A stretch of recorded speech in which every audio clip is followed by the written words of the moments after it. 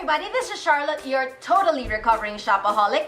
In today's episode of Tricks I Learned from the Pros. So these are tips and tricks from pro makeup artists that I've worked with or that I have been friends with. I was on my way out and then I decided I am not gonna have time to film again. So here I am doing an impromptu one. Let's dive into the pro secrets, shall we? Okay, so the first tip that I'm going to share with you is not yet from the pros, but one that is based on my experience. And this is how to salvage a foundation that is too dark for your skin tone. I know a lot of you out there have bought the wrong shade of foundation. We have been there, and there's nothing worse than looking like a shrimp if it's too dark for your skin tone, or a foundation that is too light for your skin tone that you look like you dunked your face in a bowl full of all-purpose flour. So if you've bought a shade that is too dark for you, my tip is to mix it with CC cream, because CC creams usually come in white formula. So here is foundation that is too dark for my skin tone, and this is the Maybelline Dream Velvet in shade Natural Beige. And then I will take my CC cream from Charm Zone called Albatross, and I will just press 1 dollop of that in. I'll mix it together with a mini spatula. And what's great about this technique is that you add extra skincare to your foundation by putting in the CC cream. There you go. As you can see, it is now my skin tone. Now, if your foundation is too light for you, you can even that out by using bronzer. So the first tip that I'm going to share with you from the pros is one from my wedding makeup artist by the name of Joan Castro. And her tip is to use orange for dark circles under the eyes. So I have here the LA Girl Pro Conceal HD High Definition Concealer. So this is what it looks like swatch, and actually it is a bit too dark for my skin color, but this is what we have. We are gonna work with what we have. When she was putting this on me during my pre-wedding tryout, I thought to myself, I look like a blood-hungry vampire. Or a shrimp. Again.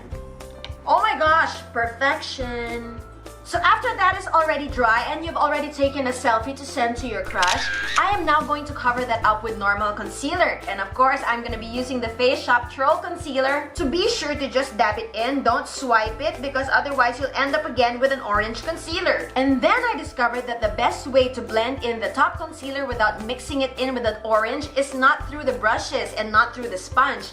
It is through the silicone sponge. I had no use for this silly little sponge until now. So I guess the reason why it is the perfect blender for this kind of method is because it just moves the product around. It doesn't really mix it together. And then I'm just gonna go over that with a cream concealer, and this is MAC NC20.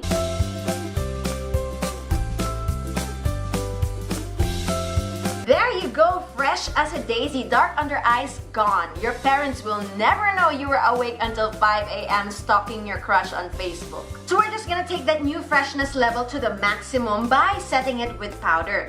And we're gonna set our whole face with powder as well. And if you are like me, who are abusive of their powder, the best way to get into those leftover powders is through a kabuki brush. I also never knew the purpose for short, dense brushes like this until I had to scrape my powders. So this is the perfect way to get in there. It just doesn't work as well if you do it with a powder brush. It doesn't get into the corners. It's a circle, there are no corners. But you know what I mean. So the next tip that I'm going to share with you is from Nilo Cruz, and this is eyeshadow for beginners. So for all of you out there who never use eyeshadows and who find it too intimidating, you only need one shade. All you really need is a basic brown like this. This is called Mocha from the Jaclyn Hill palette. Oh yes, this is all you're gonna see all month long. So all you have to do is put that one shade on the base of your eye, nearest to your lash line, and just spread it up and out. And then get a blending brush and blend it up almost to your brow bone.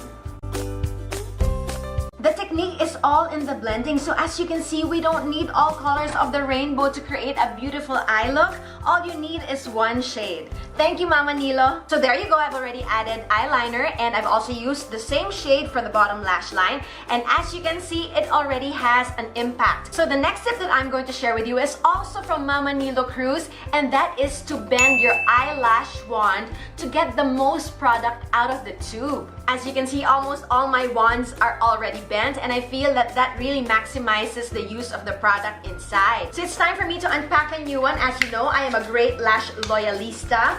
I have not changed since I started using makeup, which is in 2003.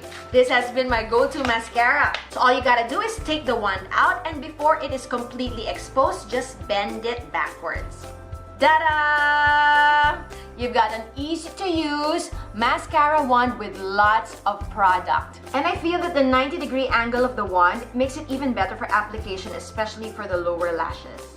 The next tip that I'm going to share with you is an extension of the Use Orange tip from Joan Castro. So we used orange under our eyes to hide our dark circles, and now we're going to use orange on our eyeshadows, especially on a neutral eye, to brighten and liven it up. So this is my orange eyeshadow from the brand called El Llanto, which pulled out already from the Philippines. And you are just gonna dab that on the edge of your neutral eyeshadow. Blend it up, and bam. So there you go. Who would have thought orange was so useful in makeup? So the next tip that I'm going to share with you is from a makeup artist from Belarus by the name of Tatiana.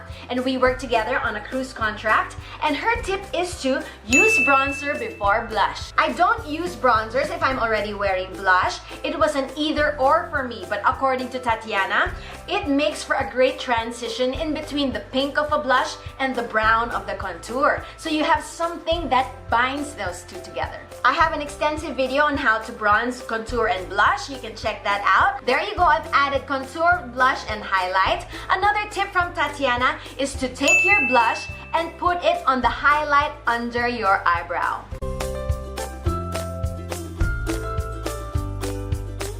According to her, it gives an added warmth. Thank you, Tatiana! And now we're moving on to a tip on ombre lips, care of my classmate Carine Bacani, who is a Davao-based makeup artist. So her tip is to take a dark eyeshadow to outline the lips. So I will take FNS's Coffee Arabica.